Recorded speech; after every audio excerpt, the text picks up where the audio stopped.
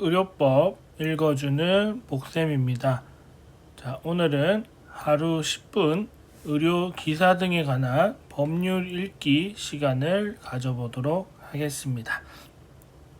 앞에서 조금씩 읽어왔던 내용들이 있고요. 오늘은 제20조 보수교육에 관한 내용을 좀 보도록 하겠습니다. 자, 보수교육에 관한 내용은 국시의 단골 출제 유형이고요. 여기는 기본 법률 내용보다는 시행령과 시행규칙으로 되어 있는 좀 세부적인 내용까지 시험 문제에 출제되는 편이라서 좀 더 디테일한 부분까지 살펴보도록 하겠습니다. 자, 제20조 보수교육 내용을 보게 되면 보건기관, 의료기관, 보건기관이라 말하면 쉽게 말하면 보건소를 얘기하고요.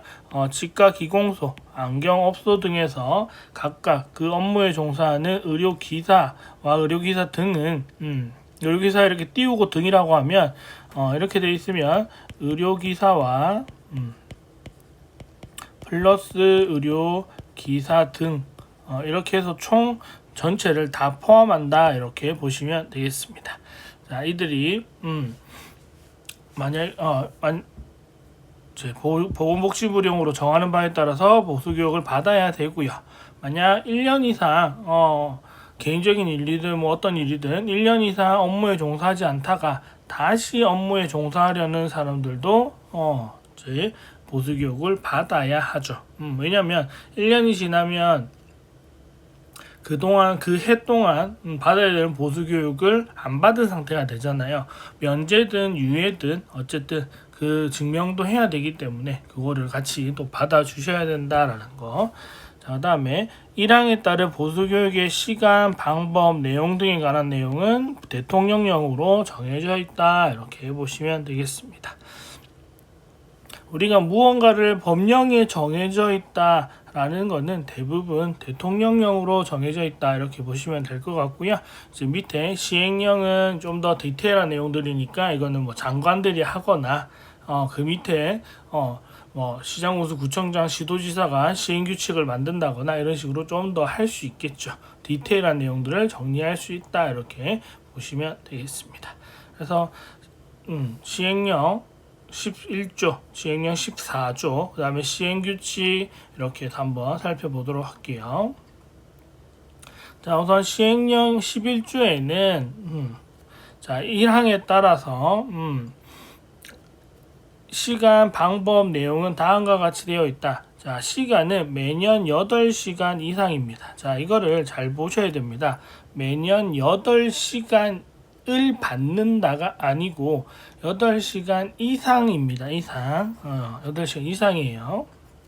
자, 그 다음에 대면 교육 또는 온라인 교육을 병행할 수 있다라는 겁니다. 그러니까 둘 중에 하나만은 100% 그러니까 대면 교육 100%는 괜찮은데 온라인만 100%는 상황에 따라서 가능한 경우도 있겠지만 대부분 대면 온라인을 합쳐서 보통 8시간 이상 진행하긴 하고요. 지금 안경사 같은 경우에는 4 플러스 4 또는 6 플러스 2 이런 식으로 대면 4, 대면 6, 온라인 4 또는 온라인 2 이런 식으로 진행을 하고 있습니다.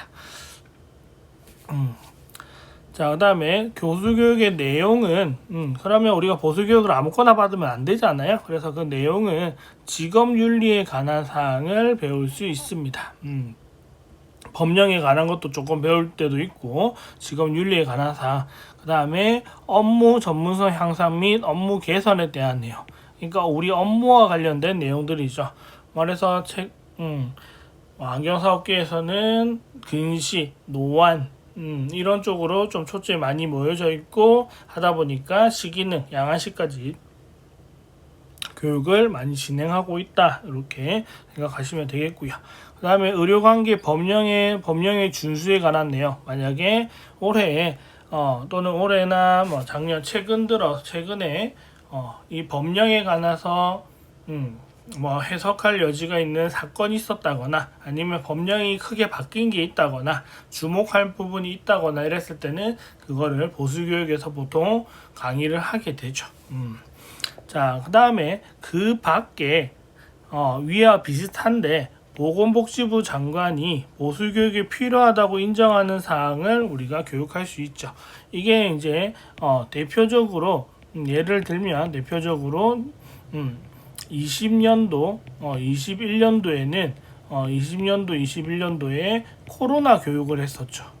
코로나에 대한 고객에 대한 코로나 시기에 고객들이 방문했을 때 어떻게 대처를 해야 되고 어떤 게 있어야 되고 어떻게 해야 된다 이런 것들을 교육을 한 적이 있습니다. 그러니까 이렇게 장관이 필요하다고 보수교육 해주세요라고 하게 되면 전체 교육을 할 수 있다라는 거까지 요 네 가지도 은근 시험에 나올 수 있는 부분이기 때문에 봐두시면 좋습니다. 그 다음에 일호에 따른 교육 시간의 인정, 그 다음에 뭐 인정 기준, 운영 기준 등에 대해서 정하여 고시할 수 있다라는 거고요. 장관은 밑에 2항의 내용보다는 1항에서 8시간 이상이고 대면 온라인 교육 병행할 수 있고, 그 다음에 교육의 내용은 가나다라와 같다. 이것들 좀 기억해 주시면 좋겠습니다. 그 다음에 업무의 위탁은 보건복지부 장관은 신고 및 신고 수리 업무를 의료기사 등의 면허 종류별 단체 중앙회에 위탁한다. 이 말은 뭐냐면 보수교육 받을 때 신고하고 보수교육을 받았다라는 것을 신청하고 이러는 거 과정들을 장관이 다 할 수 없죠. 혼자서 다 할 수는 없잖아요. 그래서 권한을 중앙회, 안경사협회 또는 물리치료사협회 이런 중앙회에다가 위탁을 해서 니들이 대신 해주세요라고 해주는 거죠. 권한을 주는 건 위임이고요. 시행을 대신 해주는 건 위탁입니다. 위탁. 그래서 이런 것들을 대신 해주세요라고 하면 위탁하게 되고요. 중앙회는 위탁받은 업무 처리 내용을 나중에 장관한테 보고해야 되죠. 이런 식으로 이런 거 해달라고 해서 보수교육 잘 진행했고 이런 교육을 했고 강사비는 얼마 썼고 대감료 돈 얼마 썼고 이런 식의 보고를 다 하게 된다 이렇습니다. 자, 그 다음에 장관은 보건복지부 장관은 보수교육을 해당하는 다음 기간 중 교육 능력을 갖춘 것으로 인정되는 기관에 위탁할 수 있죠. 그래서 지금은 안경사협회에서는 다 중앙에서 다 컨트롤해서 하고 있어요.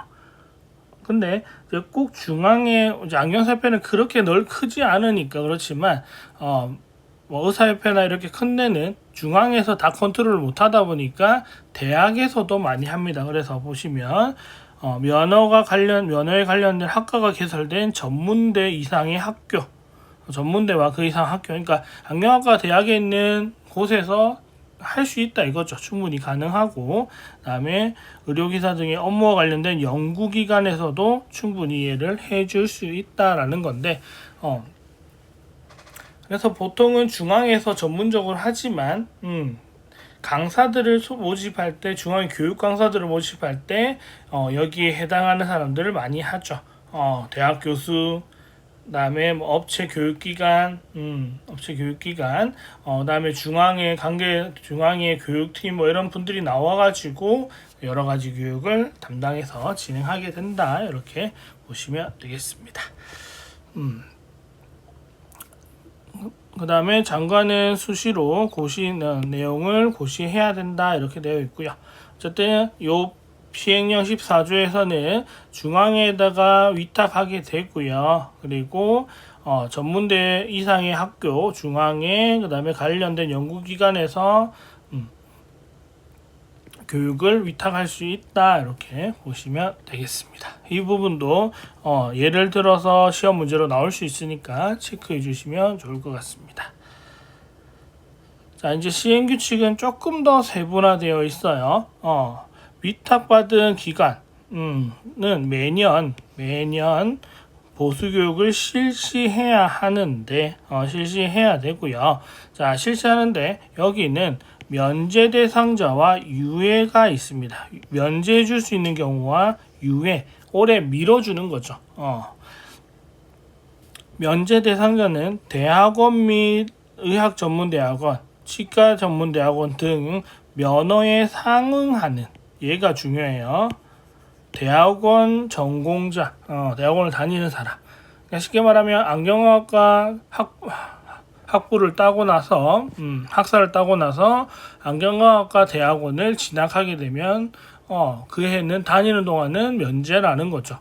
근데 내가 안경학과 안경사 면허를 가지고 있는데 경영학 대학원을 갔다. 그거는 안 된다는 소리입니다. 면허에 상응하는 게 아니기 때문에 인정해 줄 수 없다.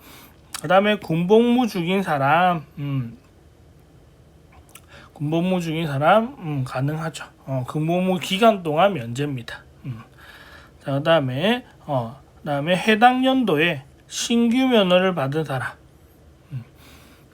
면허를 받은 그 해는 신규자이기 때문에 교육을 받고 졸업한 상태니까 그 해는 교육에서 자동스럽게 면제가 되고요. 그 다음 연도부터 교육을 실시해서 총 2년간 더 받고 나서 3년의 과정을 자료를 준비해서 실태 신고를 해주시면 돼요.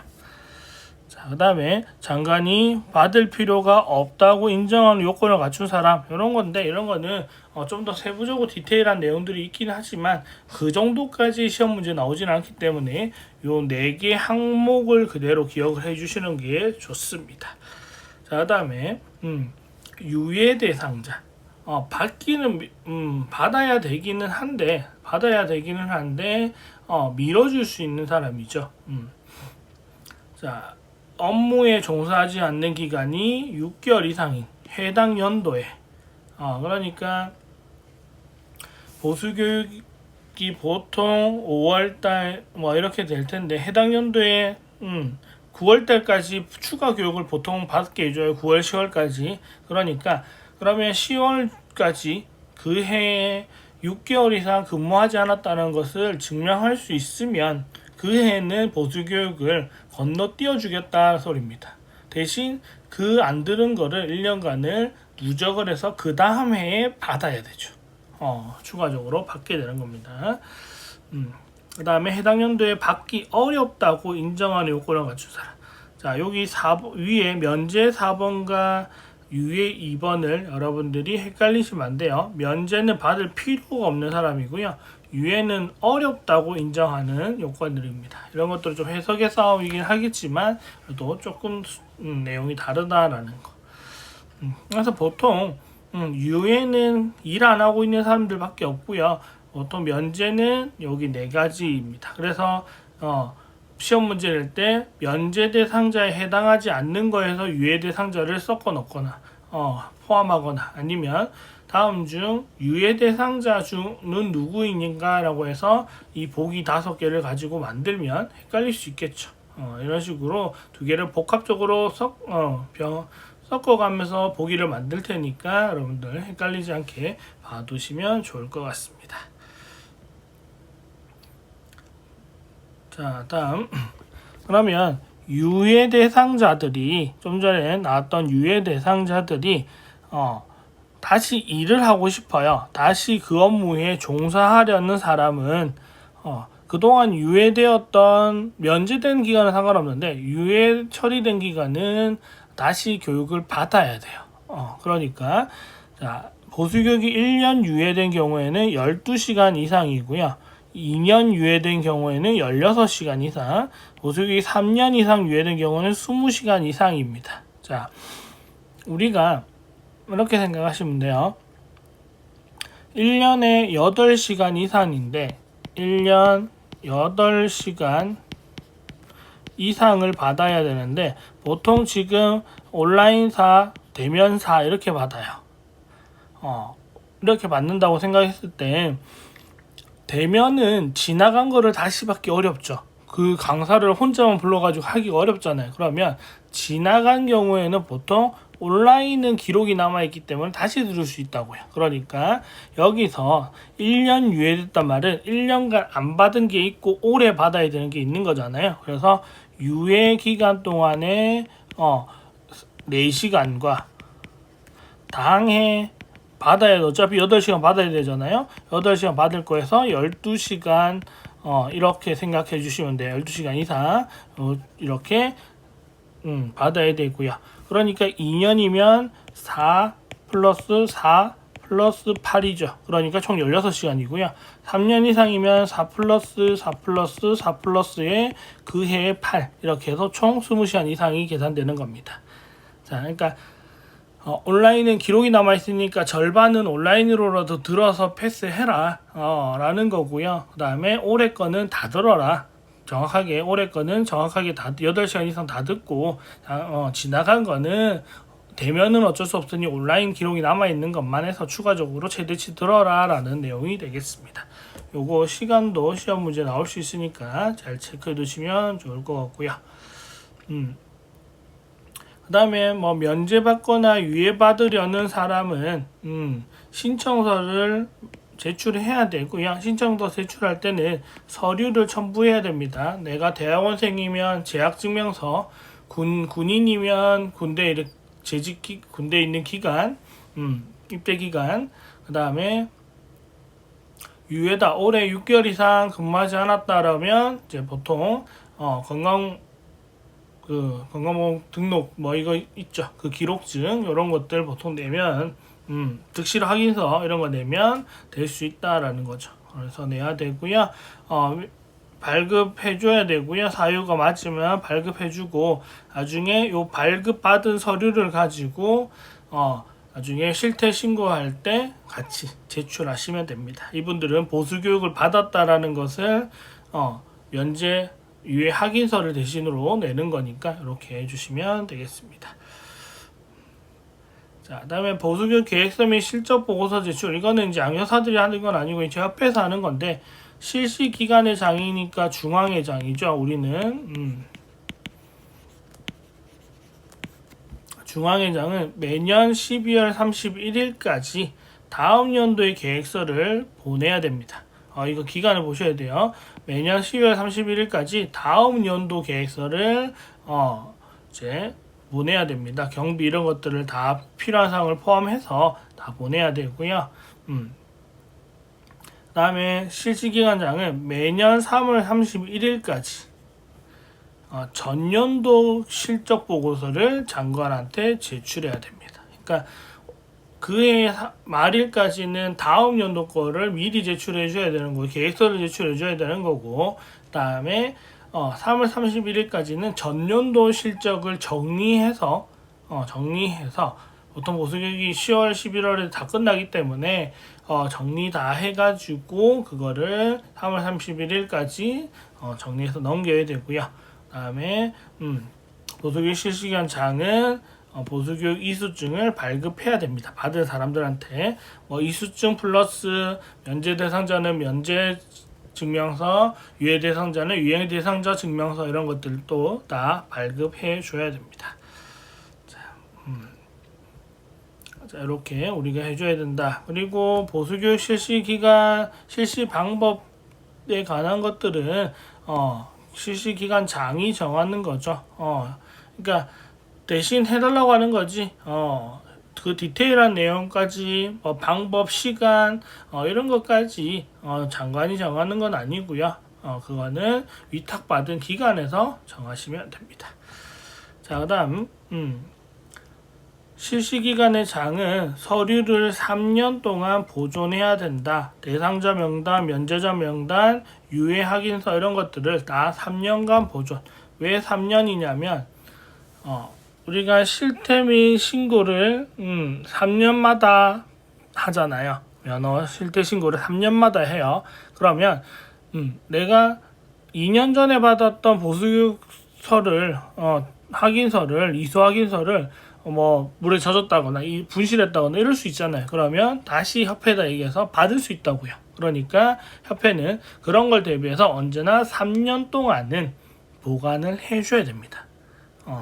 보관을 해주고 있어야 됩니다. 그래야지만 필요한 사람들이 다시 재발급을 받으려고 할 때 이렇게 해줄 수 있겠죠. 이런 거 3년 기간 시험에 나온 적도 있고 하니까 잘 체크하시면 좋겠네요. 자, 이렇게 해서 보수교육에 관한 내용만 이번 시간에는 정리하는 걸로 마무리하고요. 어려운 내용, 헷갈릴 수 있는 내용, 그리고 보수교육은 좀 디테일한 내용까지도 나와 있으니까 정리 잘 하시길 바라겠습니다. 자, 그리고 안경사 국가고시 공부할 때는 법규는 저와 같이 이렇게 꾸준히 영상으로 봐주시면 될 것 같고요. 나머지 교과목들은 안경사 최종 모의고사 2026년 개정판을 통해서 여러분들이 또 공부해 주시면 실제 시험처럼 구성되어 있는 모의고사, 그리고 최신 기출 유형의 다른 문제들을 많이 수록해 놓고, 그 다음에 새롭게 나올 것 같은 문제들도 새로운 유형도 추가해 놓은 상태이기 때문에 여러분들이 보시면서 공부하다 보면 꽤 많은 도움을 얻을 수 있을 것 같고요. 그리고 공부하다가 재학생이든 졸업생이든 공부하다가 질문할 때도 없고 좀 어색하고 쉽지 않다 그럴 때는 카카오톡 안경사 국가고시 공부방, 네이버 비지오 스터디 카페, 복생 커뮤니티 유튜브 포함해서 다 운영 중이니까 언제든지 들어오셔가지고 여러분들이 함께 해주시면 국가고시 칠 때까지 많은 도움이 되실 것 같습니다. 자, 그래서 많이 여러분들 합격하는데 복생 커뮤니티 많이 활용해 주시고, 주변에 혹시 모르는 사람들 있으면 적극적인 추천도 해주시면 감사하겠습니다. 자, 오늘 보수교육에 관한 설명 영상은 여기까지 하고 마무리하겠습니다. 감사합니다.